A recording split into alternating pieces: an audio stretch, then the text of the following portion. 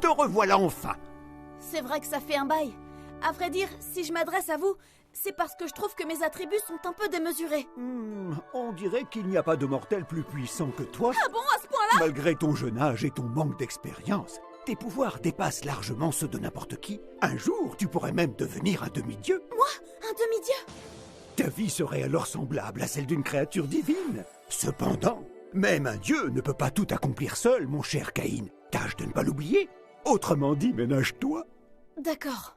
J'ai une mission à te confier. Vois-tu, notre monde offre peu de loisirs. Pourrais-tu y remédier? Inspire-toi de ta vie passée pour créer quelque chose de divertissant. Il veut que je crée un loisir. Si j'introduis un jeu moderne dans un monde fantastique comme celui-ci, ça va faire un carton, c'est sûr. Exactement. J'avais oublié que vous pouviez entendre toutes mes pensées. Alors, qu'en dis-tu, Caïn? Tu penses que c'est faisable? Bien sûr. En réalité, je suis un lycéen normal réincarné en noble. Pour une raison que j'ignore, j'ai reçu des bénédictions de niveau 10 de la part de tous les dieux. Le seul problème, c'est que personne ne doit découvrir mon secret.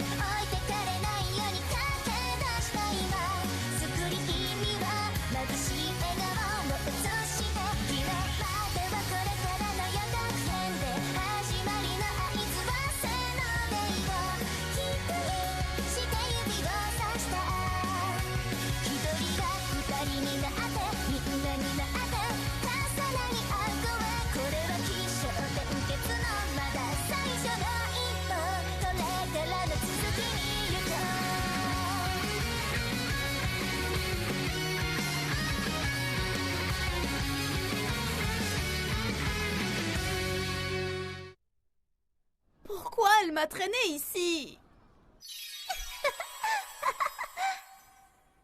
Bonjour le malaise. Je sens que je vais plus tenir très longtemps. J'en peux plus, c'est un supplice, j'ai rien à faire dans un endroit pareil, moi. Tiens donc, j'ai déjà vu ses oreilles quelque part. Parma? C'est toi, Caïn! Quelle bonne surprise! Parma, salut, ça faisait longtemps. Oui, 5 ans. Qu'est-ce qui t'amène ici à la capitale? Ma famille a été invitée au bal donné par le roi. Et toi, alors? Moi, je suis en apprentissage. Je travaille avec mon oncle. La boutique lui appartient.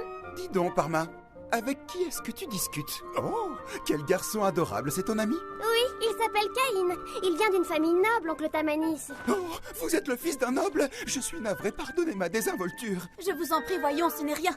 Vous ne pouviez pas le savoir. Vous permettez que je jette un œil aux produits exposés dans votre magasin? Waouh, vous vendez toutes sortes de choses. Mais, monsieur Tamanis, si je peux me permettre, je trouve que cela manque de divertissement. Je ne suis pas certain de comprendre ce que vous dites.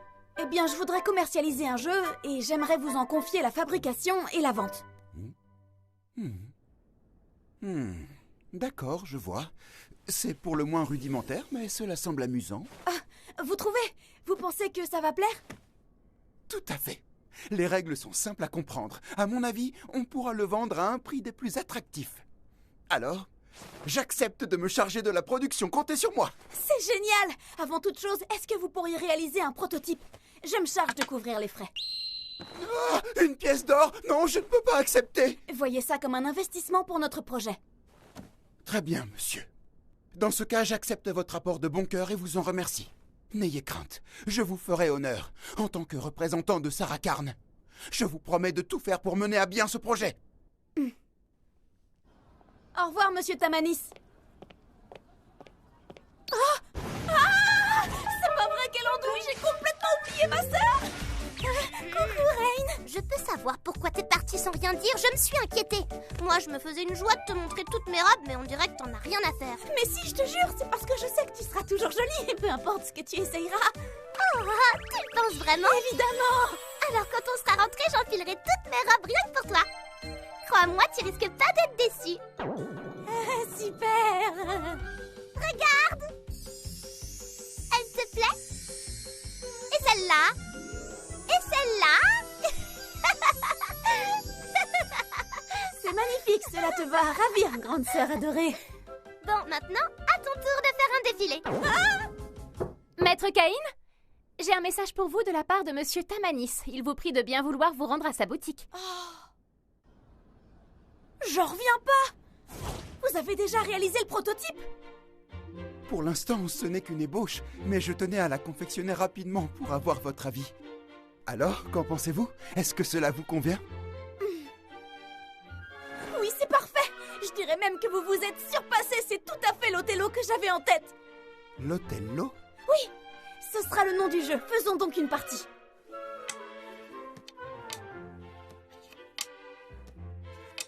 Et voilà, avec ce dernier coup, c'est moi qui remporte la victoire. Oh, Monsieur Caïn! Quel jeu incroyable! Il va se vendre comme des petits pains, ça ne fait aucun doute! Évidemment, c'est pas pour rien que c'est un grand classique que tout le monde adore au Japon.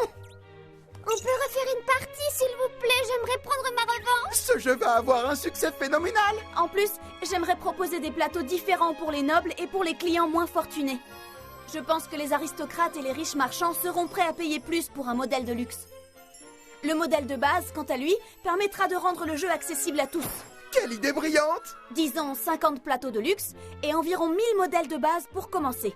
Nous pourrons ajuster la production au fur et à mesure en fonction de la demande. Eh bien... Ah? Malheureusement, je crains que notre compagnie ne possède pas assez de fonds. Imaginons que nous vendions le modèle de luxe pour une grande pièce d'argent et le modèle basique pour une pièce d'argent normale. Alors le coût de production s'élèverait à un montant d'au moins... J'ai tout ce qu'il faut. Mais enfin, Monsieur Caïn! Cela suffira? Oh, merci pour votre générosité. La compagnie Sarah Karn saura en faire bon usage. Je vous en prie, monsieur Tamanis, c'est pas la peine de vous incliner. Je me contente de fournir l'investissement initial. Comptez sur moi. D'abord, nous devons rédiger un contrat et l'offrir au dieu du commerce avec le prototype. Avec cette offrande, nous prêtons serment devant notre dieu et nous nous engageons à respecter les termes de ce contrat. En contrepartie, personne ne pourra reproduire le jeu pour une durée de 3 ans. D'accord, je vois. Très bien, allons-y. Ô grand Paname, nous vous offrons ce jeu. Acceptez cette offrande et reconnaissez leur créateur.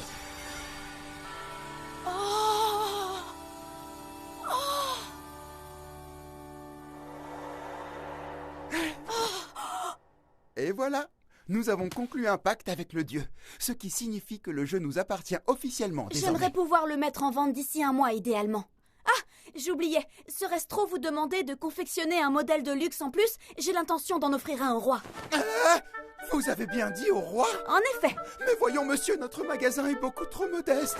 C'est insensé, je ne pourrai jamais prétendre fournir la famille royale. Ne vous en faites pas pour ça. Vous allez faire des merveilles, j'en suis convaincue. Bien, je ferai le plus beau plateau qui soit. Merci, monsieur Caïn. N'empêche, tu as vraiment des relations très haut placées, on dirait. C'est impressionnant. Si elle savait, mais je peux pas lui dire que j'ai déjà papoté avec les dieux. D'ailleurs, puisque l'Othello a disparu, c'est qu'ils ont dû le recevoir. J'espère que ce divertissement leur plaira et qu'ils s'amuseront bien avec eux aussi. Non, j'ai perdu. Je suis rentrée. Vous voilà enfin, Maître Caïn. Vous allez être en retard. Hâtez-vous, le bal ne va pas tarder à commencer. Mon fils.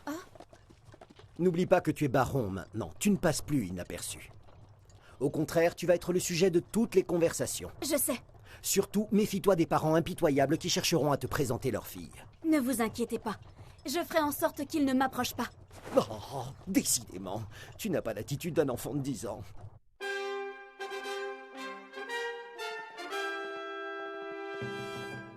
Ce bal me rend un peu nerveux. Tout ira bien, mais reste sur tes gardes. Oui, père.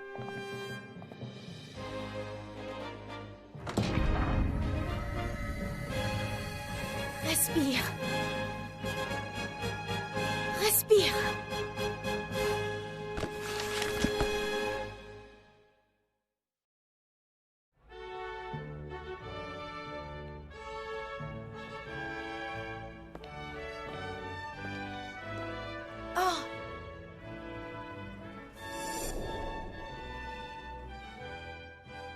Je le reconnais, c'est le rageux de l'audience. Les 3 Gugus derrière lui, ça doit être son fils et sa clique. Caïn,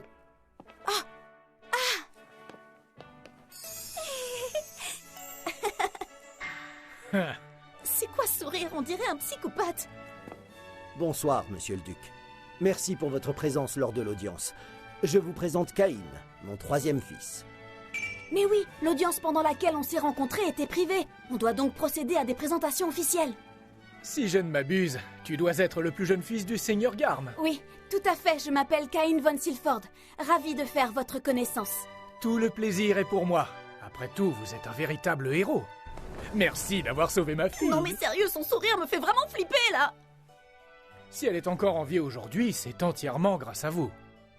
Vous continuerez à prendre soin d'elle, n'est-ce pas? Monsieur Caïn, ravi de vous revoir dans des circonstances plus joyeuses. Je m'appelle Silk von Santana. Je tiens à vous remercier une fois de plus de m'avoir sauvé la vie, même au péril de la vôtre. Je vous en serai éternellement reconnaissante. Waouh, mademoiselle Silk, vous êtes absolument ravissante.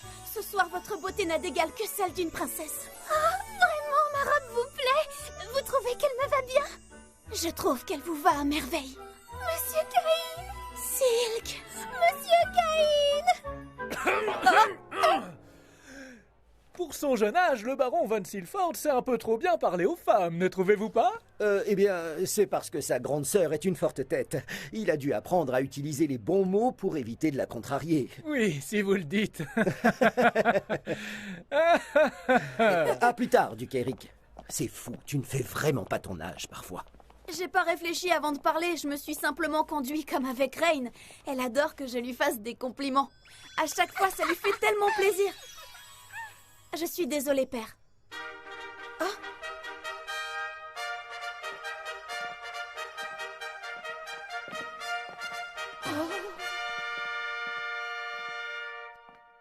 Mes très chers sujets, je tiens à vous remercier d'être venus si nombreux et en si bonne compagnie. À tous les enfants âgés de 10 ans présents ce soir, sachez que vous êtes l'avenir de ce royaume. Tâchez de nous faire honneur. Buvons à leur santé.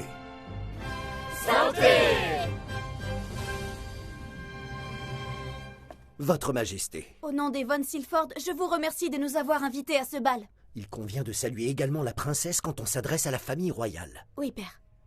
Ma très chère princesse Télestia, vous êtes encore plus belle que dans mon souvenir.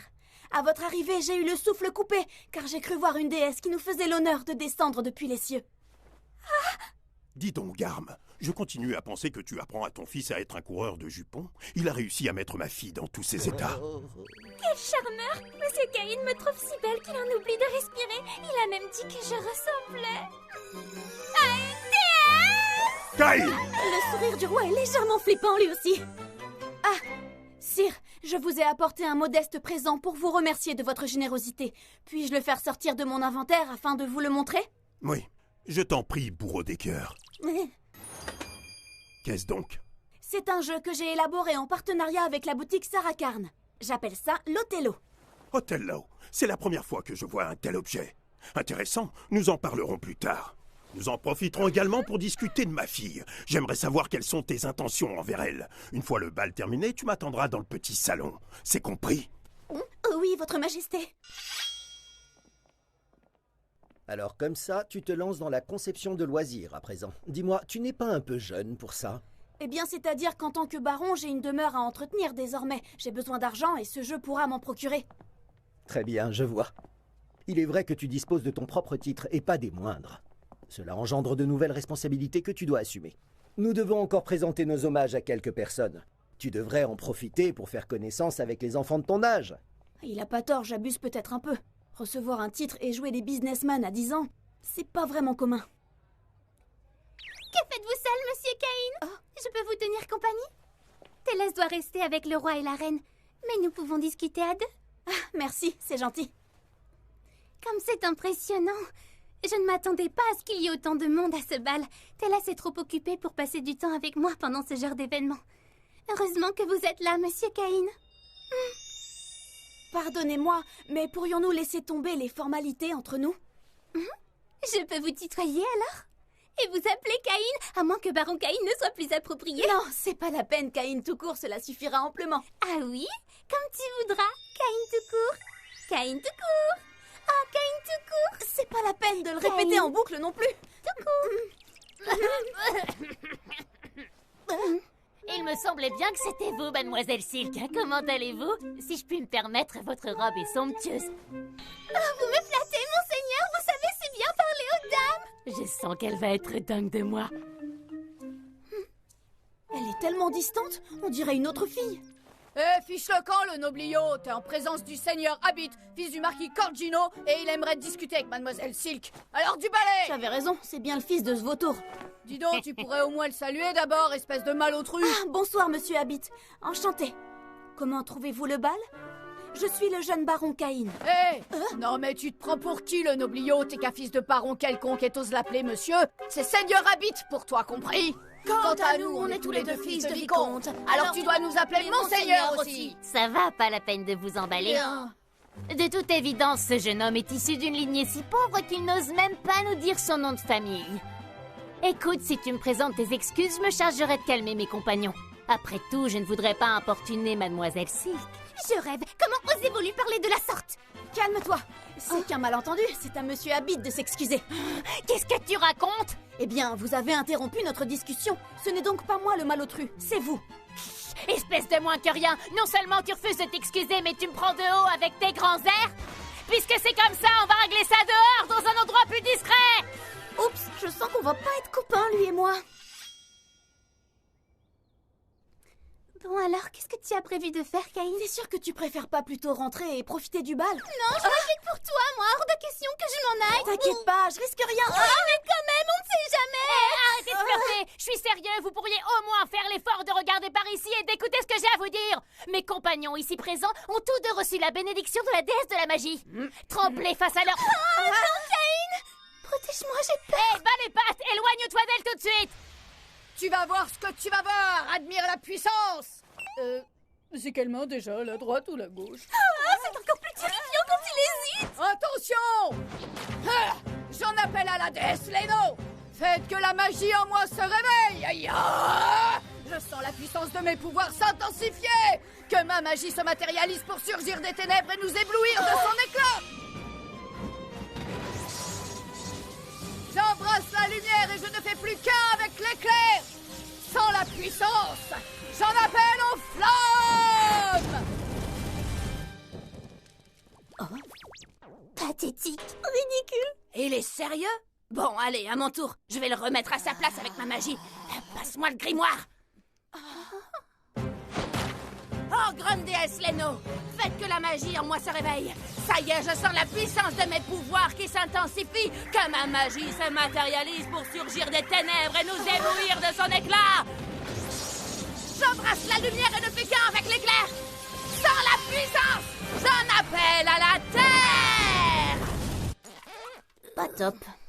C'est pas fini. J'en appelle à la déesse Leno. Faites que la magie en moi se réveille. Stop! C'est pas bientôt fini, cette mascarade. Cessez ce combat ridicule immédiatement. Vous n'avez rien compris et vous ne savez même pas qui vous menacez. Monsieur Caïn est loin d'être un fils de baron quelconque. C'est à lui qu'appartient le titre. Vous ignorez de qui il s'agit. Ce n'est nul autre que le troisième et dernier fils du seigneur Garm von Silford Gracia. Mais vous pouvez m'appeler baron Caïn von Silford. Caïn est un vrai héros. Il n'a pas hésité à risquer sa vie pour venir nous secourir, la princesse Télésia et moi-même. Et il a terrassé une 50aine d'orques par la seule force de son épée. C'est comme ça que j'ai été fait baron par le roi en personne. Mais oui, j'ai entendu parler de lui. Il paraît que c'était un général orc qui menait la horde. Il a même reçu un titre pour sa bravoure alors qu'il a le même âge que nous. C'est donc de lui que mon père parlait. Vous êtes en présence du baron Caïn von Silford. Et vous lui devez le respect. Pardonnez-nous cet affront, monsieur, nous nous sommes emportés, mais ça ne se reproduira plus. Et si nous oublions cette histoire? Merci, monseigneur. Maintenant, si vous voulez bien nous excuser. Tu as vu leur tête, ils étaient mortifiés. Sois franc avec moi, tu savais très bien qu'ils t'avaient mal compris, n'est-ce pas? On ne dirait pas comme ça, mais en fait, tu as un petit côté vilain garçon. Je vais m'empresser d'aller tout raconter à Télès. Oh non, s'il te plaît, ne dis rien. Je garderai le secret à condition que tu m'accordes un rendez-vous. Eh oh! Qu'est-ce que vous faites? ne devinera jamais. Monsieur Caïn, vous ne pouvez pas toucher les lèvres d'une femme célibataire. C'est une infamie. Je n'ai pas le choix. Je vais devoir en parler à Monsieur le Duc Eric. Que s'est-il passé entre vous deux, Silk? Je t'en prie, réponds-moi honnêtement. Je vous assure que c'est rien d'important, princesse. Pour tout te dire, Caïn était sur le point de m'inviter à un rendez-vous galant. C'est vrai, vous avez prévu un rendez-vous galant et tu l'as appelé Caïn. Depuis quand est-ce que vous êtes aussi familiers l'un envers l'autre? À vrai dire, c'est une longue histoire. Mais c'est trop injuste, moi aussi je veux que vous m'invitiez à un rendez-vous galant. Elle est trop mignonne, on dirait qu'elle a de la brioche à la place des joues. D'accord, si vous voulez. Je vous inviterai aussi à un rendez-vous, princesse. Et où comptez-vous aller pour ce rendez-vous? C'est un rendez-vous galant, père, c'est donc à Monsieur Caïn d'en décider. Dis donc, Caïn, entre tes ambitions commerciales et ton comportement envers ma fille, tu me sembles légèrement présomptueux pour ton âge. Nous allons avoir une discussion d'homme à homme. Je sens que je vais encore me faire remonter les bretelles. On a un rendez-vous. Caïn! Je peux tout vous expliquer. どうして僕に生まれたのその意味がどこかにあるはずさ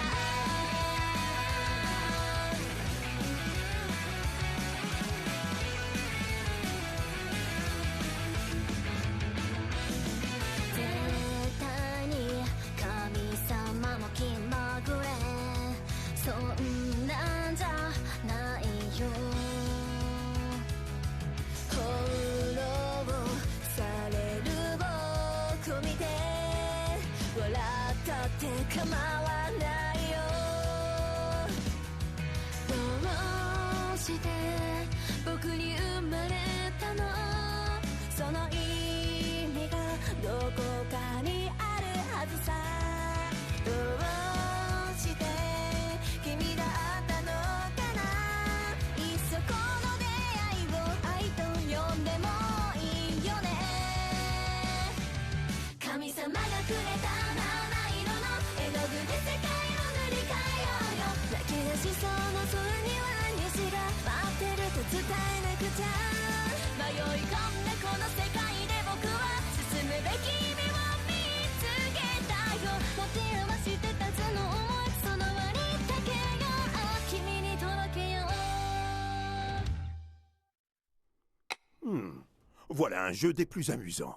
J'aimerais presque le garder pour moi. Tu es sûr de vouloir le vendre? Bien sûr, j'ai même l'intention d'en faire profiter chacun des habitants de ce royaume à un prix raisonnable, votre majesté.